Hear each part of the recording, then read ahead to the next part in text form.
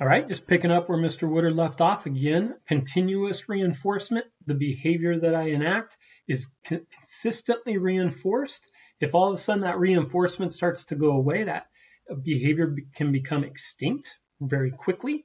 Or partial reinforcement, I'm getting reinforced every so often. And this is where, as Mr. Woodard was saying, those phone companies can play with us and get us addicted to their phones. So let's look at what we call schedules of reinforcement. Schedules of reinforcement. So there's ratio schedules, which are going to be based on number of responses, number of times I behave in a certain way. And this is going to produce a higher response rate than what's called interval schedules. So interval is going to focus in on time, not number of responses. So let's just say I got paid for number of papers that I grade. So I need to grade 10 papers in order to get $5. Well, with a ratio schedule, that would be a ratio schedule. My ratio is 10 papers. Every time I grade my 10 papers, I get my $5. An interval schedule would be a time. After every hour of grading, I get paid my $5. However, what's going to happen? I might only grade a couple of papers within that hour.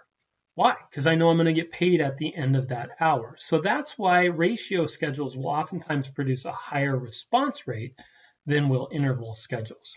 So let's break this down even a little bit more. These are the four main schedules of reinforcement: fixed ratio, variable ratio, fixed interval, and variable interval.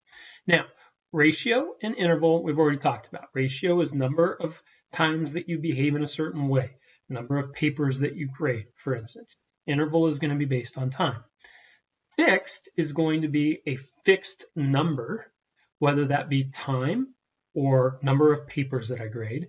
Variable is going to fluctuate. It's variable. Okay? So let's look at each of these in particular. First of all, the fixed ratio, I'm going to go over the other side of the screen here. Fixed ratio is going to be when the reward appears after a certain set number of responses. This is exactly what I was just talking about with my papers. Or in the example on the slide there, the factory workers that get paid after every 10 cases of product are completed. Now you'll notice as a general rule, one of the effects of a fixed ratio schedule is that activity will actually start to slow down after the reinforcer is given and then pick up. So I'm in the factory and I've packed my 10 cases of product. I get that reinforcer, whatever it might be, and then I might kind of slow down just a little bit because I've got my reinforcer. And then I want to pick up the pace a little bit because I want the reinforcement again. So I know I need to pack my next 10 boxes. But you might slow down a little bit after that first reinforcer. Okay? If that reinforcement isn't constant, if let's say the boss doesn't come around every 10 boxes that I pack, let's say he forgets a couple of times.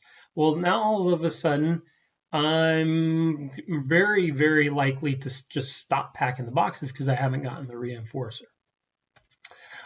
All right, the next one is the bad boy. This is the one that Mr. Woodard was referencing with the phones. Okay? Variable ratio is the strongest schedule of reinforcement.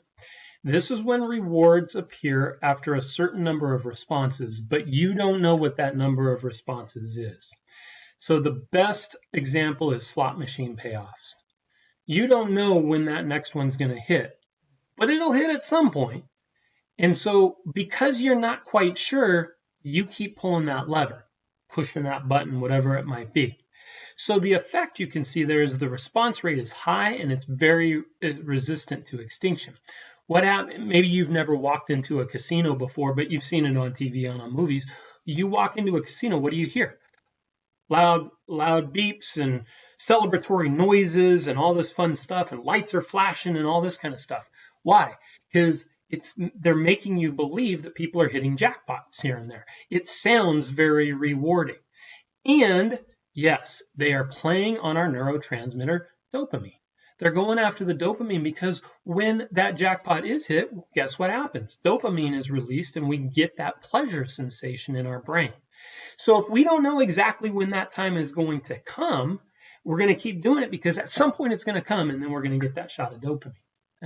I am fully convinced. I went into a casino a few years ago for a birthday party, and my wife and I had never gone into this casino, and so they gave us this free card and X amount of dollars to play, for free and all this kind of stuff. Well, it was just super fascinating because, and again, I don't know, but both of us did really well for about 15 or 20 minutes. Not like we were doing like crazy jackpot well, but we kept on winning like little increments. And it was getting kind of exciting. It was kind of cool. And then all of a sudden we started to lose. And we kept losing. And then we'd win a little bit. And then we'd lose. And eventually all the free money that they had given us all ran out. And I don't know with algorithms and all the computers and all that, but I thought it was really interesting that both of us started winning early on. That got us hooked. You just don't know. Now, here's what's tricky with the phone companies. And Mr. Woodard might have more to add to this, but what phone companies or apps will do is they'll prey on this dopamine release. When we get like a like on something that we've posted in a particular app, well, guess what? We get a little shot of dopamine. Well, what happens if we get like after like after like after like? Well, after a certain amount of time, that reward will kind of diminish. Not completely go away, but it will. If you get 100 likes right away, it's like, oh, that's pretty cool. But then you might not be as interested for a little while. You might come back an hour later and go, oh, that's cool. I got another couple hundred, or whatever it might be. So what a lot of websites and apps will do is they'll actually hold back showing you that you got some sort of social justification reward, whether it be a like or an emoticon or whatever somebody might have posted in response to something that you've posted. They'll deliberately delay you seeing that. And so when you post something and it gets 4 or 5 likes, what are you going to do? You're going to keep going back to the phone sooner to see if somebody else has responded to that, giving you some sort of positive feedback. And they're variable ratioing it. They're not allowing you to see in real time how people are responding because they know that variable aspect is going to keep you coming back to the phone more often. That's what Mr. Woodard is talking about when we start talking about being addicted to our phones. There is, without a doubt, an addictive property that they're playing on with that variable ratio. Okay, let's get to these last two here real quick. I like to spend a lot of time on that one because it's an important one to recognize. All right, fixed interval. Now we're on to the time. So I'm going to get rewarded after a certain amount of time, regardless of number of responses, regardless of number of papers that I've graded. I get my weekly paycheck or my monthly paycheck. Now you'll notice the effect here is that as the deadline is nearing, like I know I'm going to get paid in the next few days, I might have a tendency to work harder because I'm thinking about that reward. Well, as soon as that reward comes and I'm not going to get paid for another 3.5 weeks, I might not be as tied up in the reward, and so my activity can go extinct a little bit faster. And then variable interval, a reward will appear after a certain amount of time, but that time fluctuates. So let's say Miss Smith comes in to our classrooms every once in a while and says, hey, Mr. Davis, you're doing a great job. And that just makes me feel so good. I don't know when she's going to come in, so I continue to do my best job teaching because I want her to pop in. Whenever she will pop in, I want her to see me doing a good job. So that variable interval, like variable ratio, is also very resistant to extinction because I'm not sure when that reinforcement is going to come in. Okay. All right, that little graph or a little grid at the top you can look at on your own, but do notice that as a rule, sorry, I'm trying to find a spot here, it's hard. As a rule, variable is more resistant to extinction than fixed. And I think that came through pretty clearly in that last set of slides. And then ratio is more resistant to extinction than interval.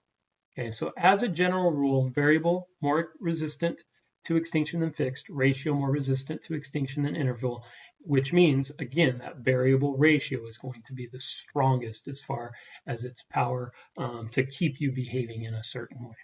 Okay, I'll go ahead and stop there. Mr. Woodard, take it away.